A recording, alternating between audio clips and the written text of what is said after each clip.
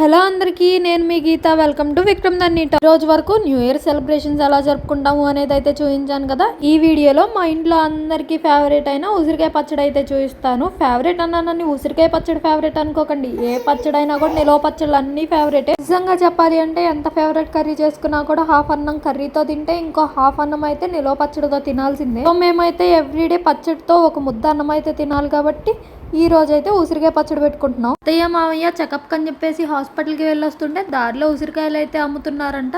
కాయలు బాగున్నాయి అని 2 కేజీలు ఉసిరికాయలు అయితే తీసుకొని వచ్చారు. వెళ్ళి తినే వాళ్ళకి 2 కేజీలు ఏం సరిపోతాయి అనుకోకండి. ఈ ఉసిరికాయ పచ్చడి మాకు ఈ వేసవి కాలం అన్ని రోజులు వస్తే చాలు.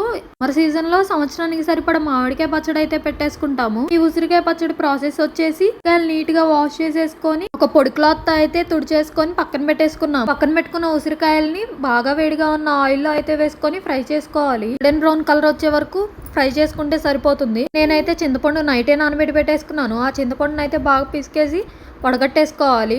కొన్న చింతపండు గుజ్జును అయితే స్టవ్ మీద పెట్టేసుకొని ఉడకబెట్టుకోవాలి. చింతపండు గుజ్జు అండ్ ఉసిరికాయలు ఆరేలోగా పక్కన అయితే తాలింపు బండి పెట్టుకొని దాంట్లో ఆయిల్ వేసేసుకోవాలి. ఆయిల్ హీట్ అయిన తర్వాత ఆవాలు, జీలకర్ర, కరివేపాకు ఇంకా ఎండుమిరపకాయలు వేసుకొని ఫ్రై చేసుకోవాలి. ఇంతే అండి, తాలింపు అయితే అయిపోయింది. తాలింపు పక్కన పెట్టేసుకొని మనం అయితే పచ్చడి కలిపేసుకుందాం. ఉసిరికాయల్ని నేను కడిగి తుడుచుకున్నానని చెప్పాను కదా, మీకు కావాలంటే ముందు రోజు నైటే కడిగేసుకొని ఆత్ మీద అయితే ఆరబోసుకోండి. అప్పుడు తుడుచుకునే పని ఉండదు. నెక్స్ట్ అయితే ప్రాసెస్ లోకి వచ్చేస్తే ఫ్రై చేసుకున్న ఉసిరికాయలు ఉన్నాయి కదా, వాటిని అయితే నేను పెద్ద డేక్షా గిన్నెలోకి అయితే తీసుకున్నాను.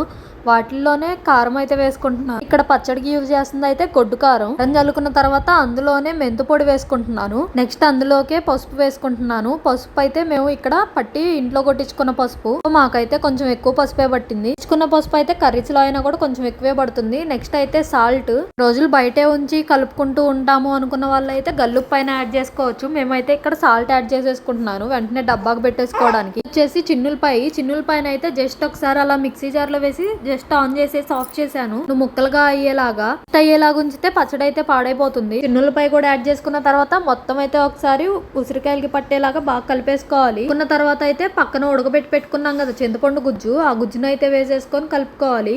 గుజ్జు అయితే పూర్తిగా ఆరిన తర్వాత కలుపుకుంటున్నాను. వేడిగా ఉన్నప్పుడు కలుపుకుంటే పచ్చడి నిల్వ ఉండదంట. ఒకసారి చింతపండు గుజ్జు, ఉప్పు, కారం బాగా కలిసేలాగా ఈ విధంగా అయితే కలుపుకోవాలి. చింతపండు గుజ్జును కలిపిన తర్వాత కారం అయినా సాల్ట్ అయినా ఏదైనా సరిపోకపోయినా ఇప్పుడే చూసుకొని అడ్జస్ట్ చేసుకోవాలి. తాలింపు వేయక ముందే. మాకైతే అన్ని పర్ఫెక్ట్ గా సరిపోయినాయి. మేమైతే ఏది కూడా కొలతలతో చేయలేదు. ఏదో సుమారుగా ఉప్పు కారం టేస్ట్ ని బట్టి వేసుకొని కలుపుకున్నాము. సో నెక్స్ట్ అయితే పక్కన పెట్టేసుకున్న తాలింపు ఉంది కదా, చల్లారిందేమో చూసుకొని చల్లారితే ఈ పచ్చడిలో వేసుకొని అయితే కలిపేసుకోవడమే. ఇంతే అండి, ఉసిరికాయ పచ్చడి ప్రాసెస్ అయితే ఇక్కడతో కంప్లీట్ అయిపోయింది. నేనైతే ఆ పచ్చడి మొత్తం డబ్బాకైతే పెట్టేసుకున్నాను.